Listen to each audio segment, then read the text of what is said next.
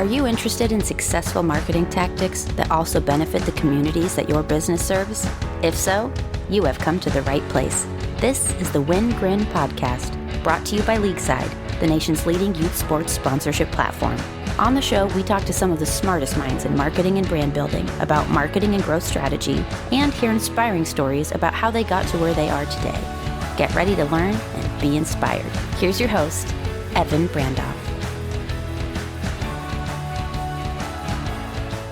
Hello and welcome to the Win Grin podcast. I'm your host, Evan Brandoff. Today we welcome Ken Murray onto the show. Ken is currently the Chief Marketing Officer at Chief Outsiders, providing growing businesses with fractional CMOs.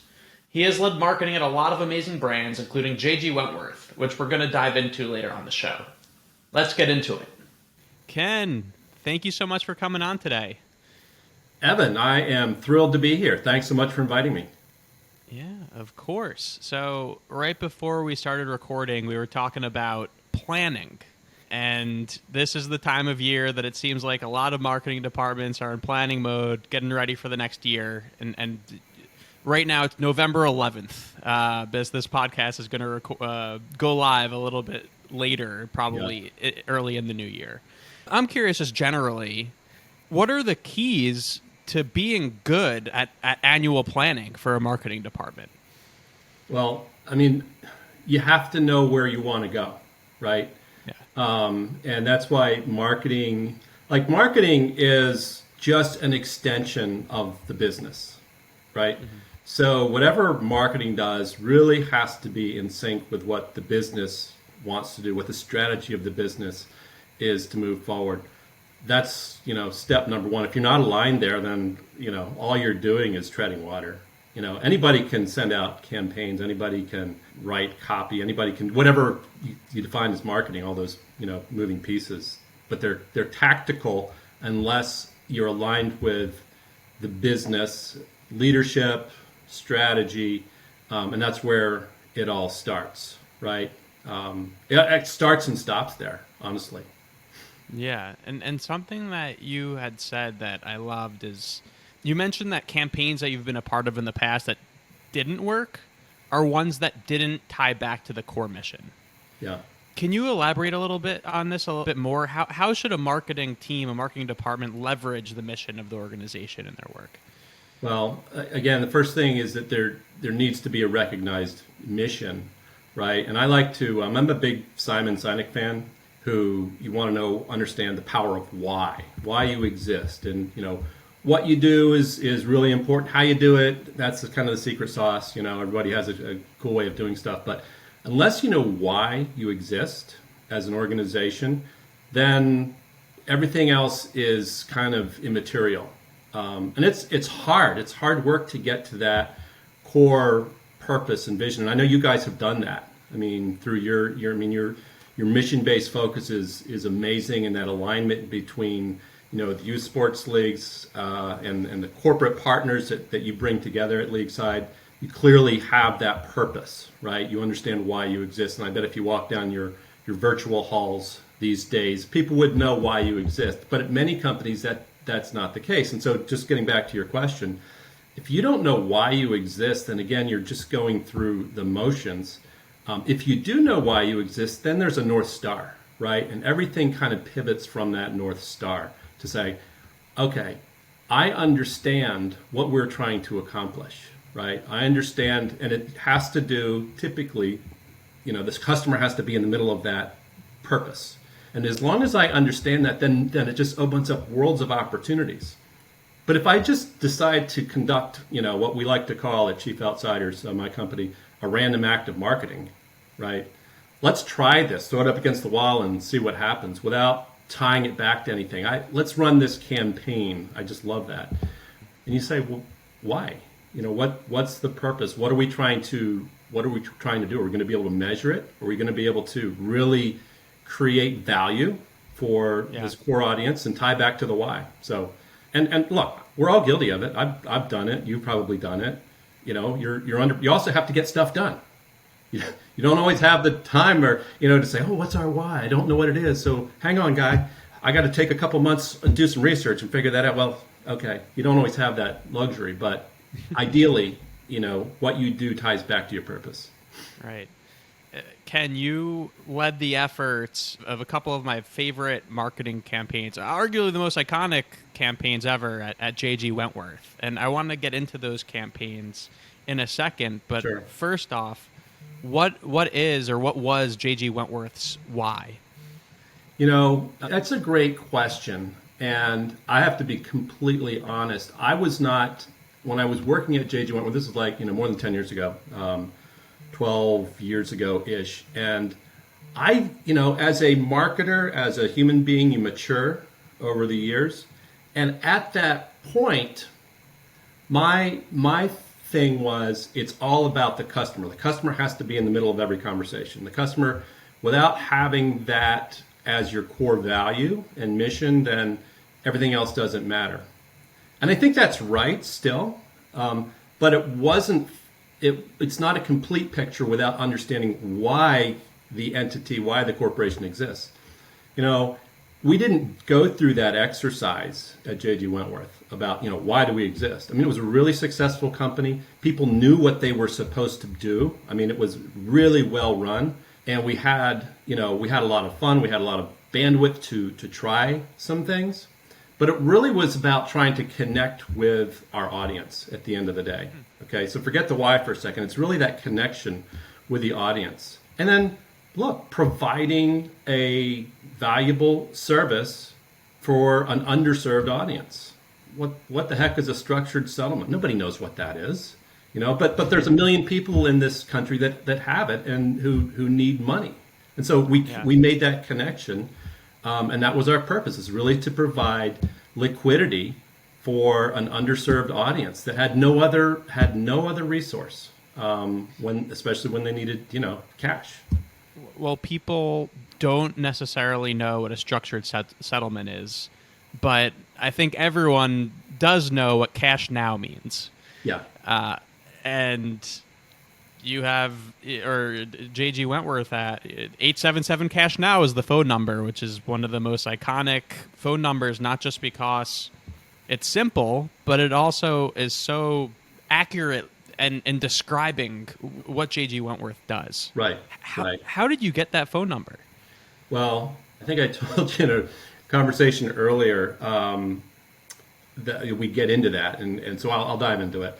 Actually, so JG Wentworth, we owned over 1,000 vanity numbers, right? I mean, 800 this, 877 that, 888 this. And mainly it was for tracking purposes because we did a lot of advertising throughout, hundreds of distribution channels, TV, times however many networks, and even local stations. So we needed 800 numbers for every single touch point.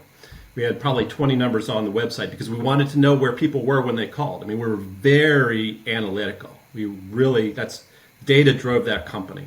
So I got a call one day from this guy in Wisconsin. And he said, hey, I've got this phone number that I think you could really use, knowing what little I know about your business. I'm like, okay, great. What is it? It's 877 Cash Now. And I thought, yeah, that is a good number. I've got numbers close to that, but I don't have that. And I said, how much do you want for it? He said, $1 million. And I said, no, thank you. I'm not interested. It's not worth it. I can't afford it, right? I mean, I don't have a big budget like that. So, we hung up, and he called 5 minutes later and said, okay, it might not be worth $1 million, but it's worth at least $500,000. And I said, sir, I thank you for your interest. I can't afford that, right? I can't justify spending that much money on a phone number that I've never used. So, and how badly did you want it at this point? At this point, the gears are starting to grind in my head. Like, hey, there's some possibilities here. And I was even thinking maybe I could rent it. Like I could just trial it to see, pay him $1,000 to use it for a week or something, right? Just to try it. And that's going to be a lot of expense on me too, because I've got to incorporate it into creative, and I've got to do all these. There's a lot of moving parts. But he kept calling, and so he finally said, "Okay, what will you buy it from me for? What's your number?" And I said, $5,000, and he hung up on me. I said, whatever. I'm not going to lose sleep over this. He called back, And we ended up, I won't disclose the number, but we ended up much closer to my number than to his number.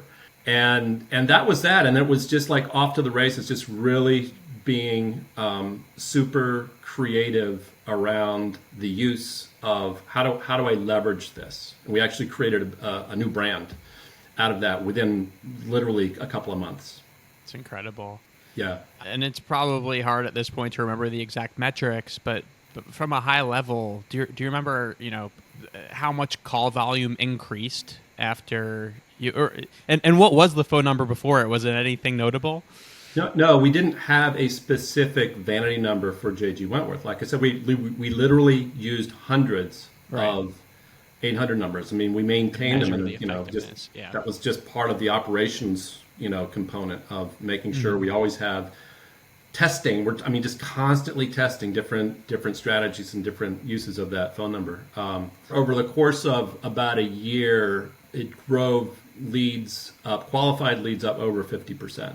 Right. Wow.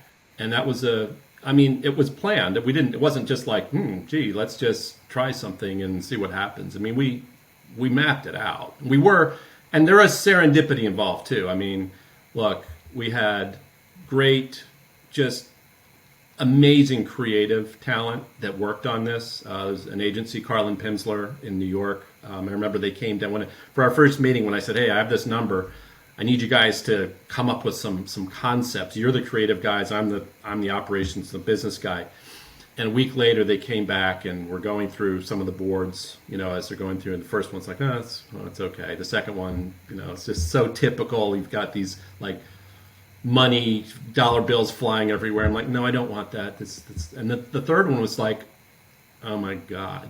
I didn't even get halfway through, and I said, we have to do this.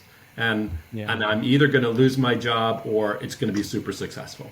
There is no in between here, and that was the opera. Between establishing that, because I told them before they came back with this concept, they said, what are your KPIs? Like, what do you want to do? And I said, well, obviously I want to increase business, right? I mean, I need to generate more web leads. I need to generate more phone calls. I need to generate ultimately more revenue. But that would be with any campaign. I said, really, what I want to do here is I want people singing in the shower about JG Wentworth. I want to know that people are doing that. And they kind of looked at me and like, how are you going to know that? I don't know. But that's the goal. Interesting. And so they did a fantastic job with the production, hiring the right talent. We had a great location in Little Rock, Arkansas, where we filmed this thing. We hired real opera singers to do the voiceovers. And about 3 weeks into the campaign, I'm going through YouTube comments because it is just YouTube's blowing up. Like there is just. What year is this? Pardon? What year is this at this point? 2008, probably. Okay, 2008. Okay, yeah, I think that's when it launched. And I'm scrolling through, and probably down into the 200th comment or something like that. And there was this one that said, "I cannot believe it. I was in the shower this morning, and I caught myself singing the dang JG Wentworth 877 Cash Now song." And I just went, yes! My life is complete. I can just, hang it up now.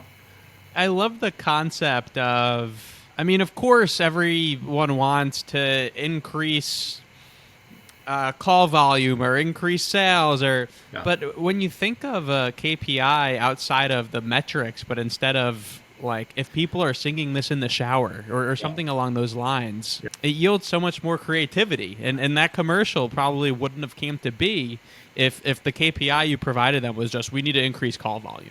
I think you're right. I think, and that's one of the dangers, of any kind of marketing team that takes literal guidance, right, from its leadership team, let's say. The goal is the job description and the mission, grow the business by, 20% year over year. We need to get to, X millions in revenue, blah, blah, blah. Okay, good. Okay, so we will do that. How am I going to get there? But you have to really think outside. What are you because we're all human beings, right? it doesn't matter if it's B2C, B2B, the decision maker, I haven't seen a situation where the true decision maker isn't a human being. Right. And human beings have emotions, and human beings react. And that's really what you're trying to get to, is I want someone to react, do something. I'm gonna show you something. I'm gonna play something. You're gonna read something from me, whatever the medium is, and I need you to react. And it's not about, if I just tell you, hey, I want to increase sales, and my product is better than the other guy's product, or hey, you can't find the product at a lower price than unless you buy it from me. Okay, that's great, but that doesn't mean anything. But if you think, around the bend a little bit and say, what is gonna get me some attention here, and not be ridiculous. Yeah. I mean, you have to be a little careful, because it still ties back. It has to tie back to why you exist and the business objectives. I need to grow. So it's hard. I mean, it is really hard. It's hard to find the creative space to do that. It's hard to find sometimes the support to do that. Right. But that's how you break through. You got me thinking of a world in the future where we aren't selling to humans anymore, and there's actually computers representing the company or the household making those decisions. I mean, so decisions certainly are being made on what you will see, right? Right. What types of advertising you will see based on what computers think, right? I mean, that's been happening for a long time. But at the end of the day, the buying decision, I believe, still rests within, flesh and blood. Someone who has a brain and who has to think a little bit and make a decision. And speaking to computers choosing what you see, Zubin, our co-founder, whenever he gets targeted by an ad on Instagram, he buys it because he assumes the algorithm knows him better than he knows him, and he will enjoy whatever they're targeting him with. Yeah, why not? That's how they made their margin last year, just targeting Zubin. Exactly. So the other commercial or campaign that was iconic in my mind from JG Wentworth was the "It's my money and I need it now" campaign. Yeah. So that came before or after the? That was before. So a little story there. So when I joined JG Wentworth, they had just gone through a private equity transaction, right? And whenever that happens, you're going to build the right team to grow, right? You've got some funding now. The expectation is you're going to grow at a pretty healthy CAGR. So I was brought on board as the first CMO, and the CEO, Mike Goodman, the CEO, had been doing marketing before, and we had a marketing assistant, and he was really good, but we needed to take it to the next level. So it took me several months to kind of absorb what we had, and then I kind of realized, well, we can't keep doing what we've been doing, right? We're going to have to step beyond, sort of from a creative standpoint. And this business is such, the product is such, is that there's no list. Like you can't just buy a list of people who have structured settlements and then in the old days you do direct mail campaigns, right? You can't do that. It doesn't exist. You also, the demand is not known. People don't even necessarily know that a structured settlement back then was liquid, right? That they could actually sell payments. So we had to create the demand. If you follow me, we had to let people know that this was a thing. And so the only way to really do that in 2008 was through TV. It's supplemented with a lot of digital stuff. I mean, clearly, but TV led the way in terms of flying all the air cover. But we needed to move the needle. The business was healthy, but we really needed to move the needle and figure out a way to get more people excited and more people engaged about the product. And that's where It's My Money came about. And that was through deep, deep research. So we did a ton of customer listening in our call center. We had 300 people, 300 seats of call center, and I would just sit there and listen, as well as our agency that I mentioned, Carlin and Pimsler, came in, and we sat there for a couple of days just listening to calls, absorbing, and we felt that pain, right? And that's an important point, is that in order to solve a problem, you've got to find the pain, right? And that goes in consulting when I'm, talking to a client or a prospective client. I mean, one of the first questions I ask is, where's your pain? And you just go right in. And it's a little unnerving sometimes, like, what do you mean? But everybody has, not your personal pain necessarily, but sometimes it is personal pain, especially if, like you're a small business owner, medium, a mid-sized growth company. You have pain if your company has pain, right? I mean, It's kind of what I pretty much I guarantee it. So hopefully you can build a relationship where someone can reveal that. And when we were doing the listening with our JG Wentworth customers, we really felt the pain. Like, I literally need money now. I need to send my kid to college. She's going to be the first one in my family to go to college. I can't afford it. I know I have money locked up in the structured settlement. Help me get it. Or I need a used car to get to work. My car broke down. I need $20,000 to buy a good, reliable used car. But I need the money now or else I'm going to lose my job. Like, there was true fear and pain with these customers. And so that's what led to it's my money and I need it now. And that one, it really struck a nerve. And that was either you're all in or you're all out. And we got a lot of criticism for it. Like we're pushing anger. It would be actually probably really popular right now if it came out in 2020, 2021, because there is so much anger, right? I won't get into politics, but it was probably maybe a precursor to that, but it wasn't meant to inspire anger.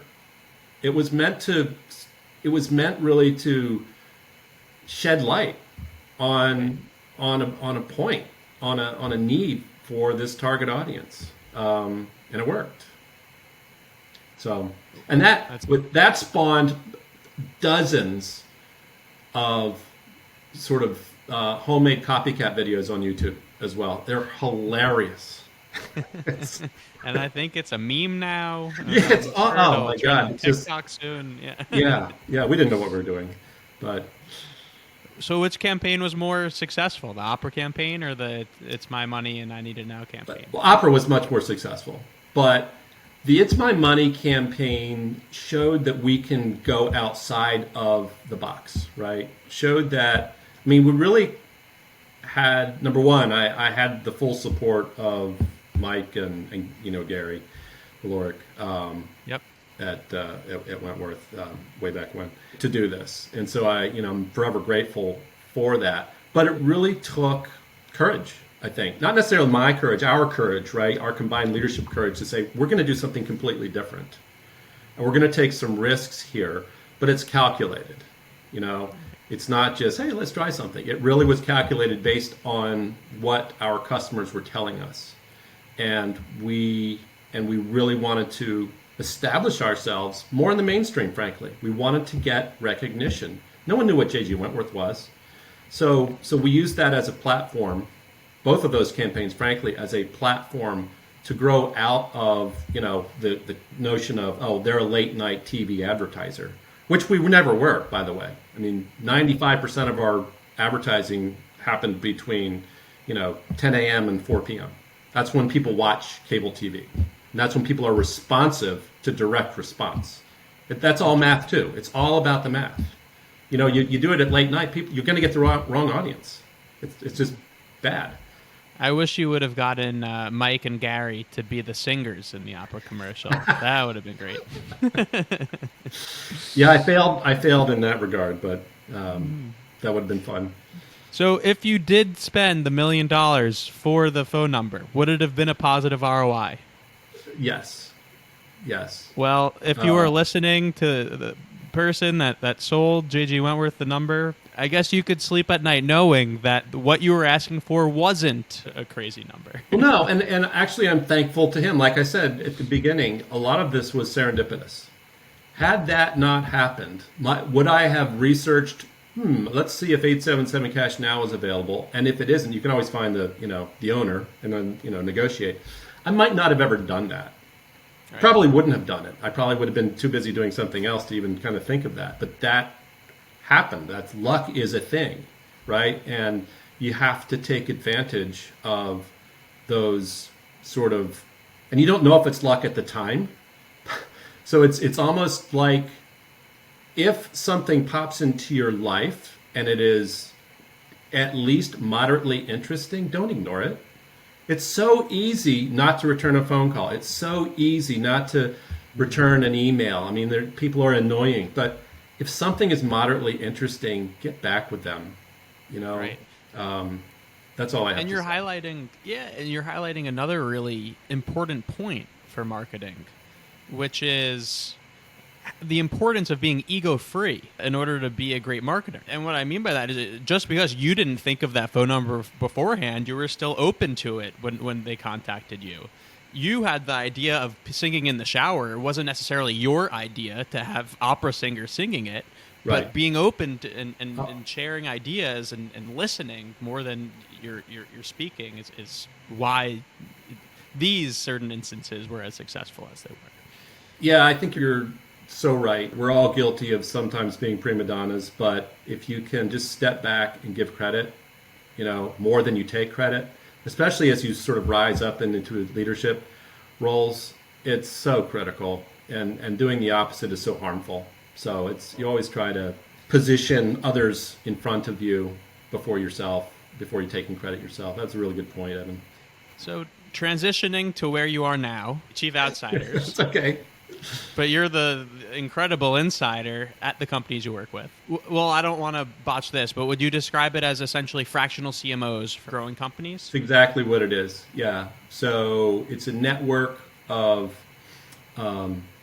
folks like me who have pretty deep experience, either as a CMO or a, VP of marketing at, mostly like really impressive companies. The roster, we've got about 100 of people like me. And I am just amazed at the folks that we have. I learn something new every day from these folks. They're so generous with their time. We try to be generous with our time because we all know something different. We all come from different backgrounds. We represent, you can imagine, 100 people representing just about any industry you can think of, just about any specialty you can think of, just about any vertical. And the one quick thing you learn is that there is no such thing as a full stack marketer anymore. Like, you cannot be good at everything. And you really can't be good at a lot of things. But the value, honestly, is the network that we have. You can be good at everything. So I might take an assignment where, let's say, B2B lead gen isn't my deal, but that's a pretty important component of this assignment. I'm not going to guess, let's put together a B2B, lead gen program and let me go to, YouTube and figure it out. I have world-class B2B marketers sitting next to me, well, virtually. We are 100% virtual. There is no office, so we're all over the country. And I can get that advice, or I can even hire them sort of to work for me, to work on the engagement, to partner with me. It's a really interesting dynamic, and the main thing is, we're trying to help mid-market companies understand and get to their growth objectives and then some. And it's usually because marketing is sometimes an afterthought, right? I mean, especially, you're a founder, you're an entrepreneur, you're busy building stuff. And do you have time, really? Do you have the budget to hire a person? Not until you get to a certain scale, right?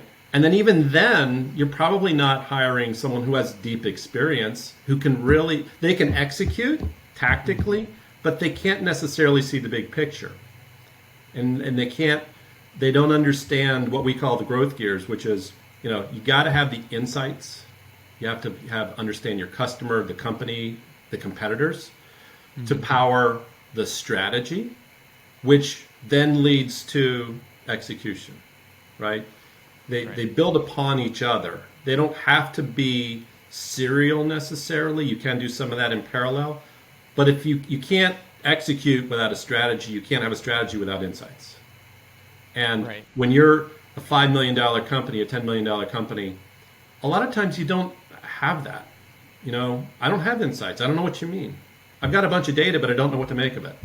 Help me connect those dots so that I can then build a strategy that is sustainable, and then ultimately help me organize my thoughts around marketing. And that might include, hiring a person or two to run marketing, or outsource it. I mean, you don't have to always have an inside person, but there needs to be a process, and it needs to be measurable and sustainable. And without that, it doesn't work. So there's a bit of a pattern. I know it's a long-winded answer, but that's kind of how we go about it on a fractional basis. That makes a lot of sense. So what I'm hearing is how important it is to have an outside perspective. When you're working inside the business, you have a lot of knowledge about the business, but you could sometimes lose that overall market landscape and perspective. So having someone come in that has that perspective, even though they might not know as much about the business, is a good complementary knowledge base. It is, and many times our fractional engagements, we are part of the leadership team. I mean, we sit at the executive table. We don't want to be bogged down by a bunch of meetings, and that's where corporate America gets it really wrong. I've been there, several, Fortune 200 companies, and they're great experiences, love them to death. But the bureaucracy is, suffocating. And so we don't want that, but we need to be at the table when we're talking about, key strategy and areas, objectives that the leadership team has for growth. Yeah, we want to double our growth in 3 years. Okay, great. We have to figure out how to do that. And we need to be there at the table when you're talking about that. And we do bring a different perspective, right? Honestly, the true value is it's not just Ken Murray's perspective. It's my perspective plus the perspective potentially of 99 others, right? Because we do peer reviews. Like, I can bring a problem. I've got a client who has this issue. I'm having trouble figuring it out. I'll have a peer review, and I'll have 30 people sit in on a workshop for an hour, and we'll bang it out. And I have the some plausible steps forward that I can bring to the client and say, okay, look, I sorted this problem out, I think, with the help of my tribe. We call it the tribe. Let's try A, B, or C. What do you think? And I alone would never have been able to come up with that. It's all the notion of network and team. Yeah. And something that I find interesting is that, as you were saying before, the importance of tying a marketing campaign to the core mission. And when working in the business, it's sometimes lost exactly what the core mission is. But when you're hiring someone to come in and help you with marketing, and they say, all right, I need to know what the core mission is, it's a forcing function to get that core mission. Well, it absolutely, and more often than not, one of the first things we need to do is to figure that out, figure out what is the why, because it isn't there. I mean, it's there. The CEO knows it. He or she is the visionary, but they haven't necessarily been able to articulate it. Again, I mean, a lot of businesses that grow aren't necessarily purposeful. Somebody started something and it worked, and I did a little bit more of it, and I hired some people, and before I know it, I had got a loan from the bank, and I grew, and now I'm doing all kinds of stuff, and I'm working 8 hours a week, and I'm going crazy, but I don't know necessarily why. I'm doing it, and I'm successful, and that's all good. But we organize those things, and then, because you can't market a bunch of activity, you've got to market a purpose. Ken, this has been extremely insightful and interesting. The last part of the podcast episode is the lightning round, where I ask you 4 different questions, and you've got 2 minutes to answer them. So answer whatever comes to mind first. Will do. And by the way, I didn't even know about this, so I am scared. Don't be scared. But fire away. The first question: what is your favorite youth sports memory? So, I have been a parent of youth sports. I have coached youth sports. I've been a board member of youth sports organizations, and I have participated in youth sports. I'm going to go with the coaching. I love coaching. I coached a CYM basketball team for about 10 years in Wilmington, Delaware, And I just, honestly, it's not one singular moment, it's the collective memories and collective engagement with those kids and just seeing them grow and being able to be part of that. It just, I can't even replicate that thought or that feeling. It just was amazing. I love that. Thank you for doing that. Sure. Second question. When you were growing up, what did you want to be when you got older? I wanted to be a baseball player. I loved baseball. I was pretty good at it. And I remember having a heart-to-heart with my dad, who was not an athlete, could care less about sports. And we had this, so what are you going to do when you grow up? We had that conversation. I said, I'm going to be a baseball player. And he just looked at me and said, no, you're not.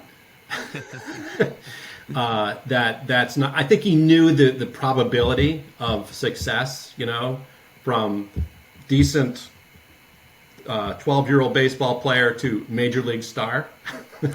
It's pretty slim. So I'm thankful actually to him for squashing my dreams. And you went on to play rugby in college, right? I did. Yeah, I played rugby. That was even more fun. Third question. What is a brand whose marketing you admire most? I'm going to go with Delta. Okay. Delta is my favorite brand, not just because of the marketing, but I think, to me, so marketing isn't a campaign. The campaign is like, if you knew what the core mission of the business was, the why, that's the sun. The campaign is Pluto, right? It's that far out from where the center of the universe is, which is the customer and the mission. Delta is so good at connecting with me and understanding what my needs are on a one-to-one basis. I never feel like I'm being marketed to. I always feel like I'm being treated like a world-class citizen. But I see it happening to other people too. So I know it's not just, it's something that they've been able to replicate and at scale. I'm just incredibly impressed with Delta. Yeah, I agree. And finally, Ken, what is your go-to cause to support?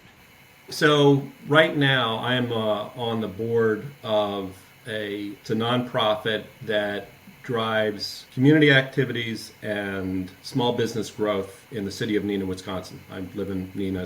It's a city on the shores of Lake Winnebago in northeast Wisconsin. Beautiful little town. And I've been fortunate enough to be involved on this board for a few years, and just creating a better place to live for people, providing opportunities, both employment opportunities, but also just cultural. It's something as simple as a free concert on every Wednesday night in the summer, or a holiday celebration where we close down downtown, or stimulating business activity where we can attract new businesses. And that's kind of my passion for the past couple of years. And it's been fun. I wish I could spend more time with it. I love it. I need to come visit. It sounds like a great, absolutely. Maybe not in the winter though. Best Mexican food you will ever find is right here in Neenah, Wisconsin.